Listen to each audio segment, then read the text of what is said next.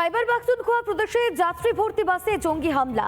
এরপর থেকেই উত্তাপের আঁচে ফুটছে পাকিস্তান জুড়ে যেন গৃহযুদ্ধের পরিবেশ। করাচি, লাহোর, পেশোয়ার সহ বিভিন্ন শহরে প্রতিবাদ মিছিল, স্বজনহারাদের ওঠে সরকার বিরোধী স্লোগান।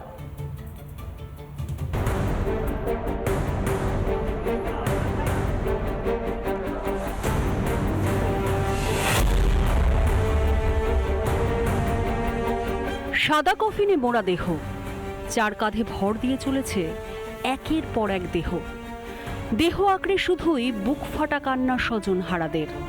বৃহস্পতিবার খাইবার পাখতুনখোয়া প্রদেশে জঙ্গিদের গুলি প্রাণ কেড়ে নিয়েছিল বহু সাধারণ নাগরিকের। বাদ যায়নি শিশু থেকে মহিলা, কেউই। আচারবিধি শেষ হওয়ার পরেই এই হত্যাকাণ্ডের প্রতিবাদে উত্তাল হয়ে উঠল পাকিস্তানের করাচি। হাতে জাস্টিস প্ল্যাকার্ড, মুখে নিরাপত্তার দাবি, উঠল সরকার বিরোধী স্লোগান। सिक्योरिटी इदारे और वफाकी हुकूमत से भी कहते हैं कि पाराचनार ममलकत पाकिस्तान का एक अजीम हिस्सा है, इसकी हिफाजत की जाए और फिरकावारियत के बीज को न बोया जाए।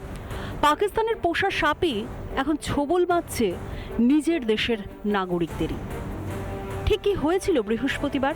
পাকিস্তানের বিক্ষুব্ধ খাইবার পাখতুনখোয়া প্রদেশের পরাচিনার থেকে পেশোয়ারের দিকে সার দিয়ে যাচ্ছিল গাড়িগুলি।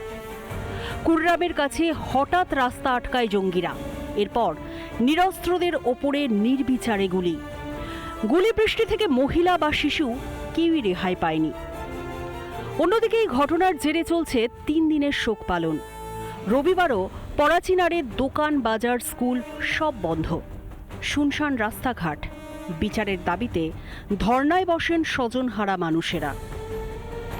রিপাবলিক বাংলা। জ্বলছে বাংলাদেশ, এবার একাধিক কলেজ অগ্নিগর্ভ।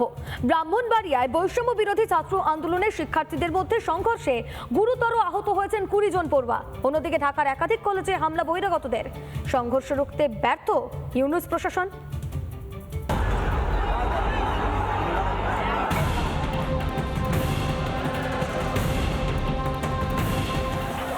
ইউনূস সরকারের আমলে আরও অগ্নিগর্ভ বাংলাদেশ। পদ্মাপাড়ের দেশে সংখ্যালঘুরা আক্রান্ত হচ্ছেই, এবার কলেজে কলেজে বিক্ষোভ শুরু। শনিবার রাতে বাংলাদেশে ব্রাহ্মণবাড়িয়ার বৈষম্য বিরোধী ছাত্র আন্দোলনের শিক্ষার্থীদের মধ্যে সংঘর্ষ দেখা দেয়। গুরুতর আহত 20 জন পড়ুয়া। রাজধানী ঢাকাতেও একাধিক কলেজে সংঘর্ষ। ঢাকার কবি নজরুল সরকারি কলেজে বহিরাগতদের তাণ্ডব চলে।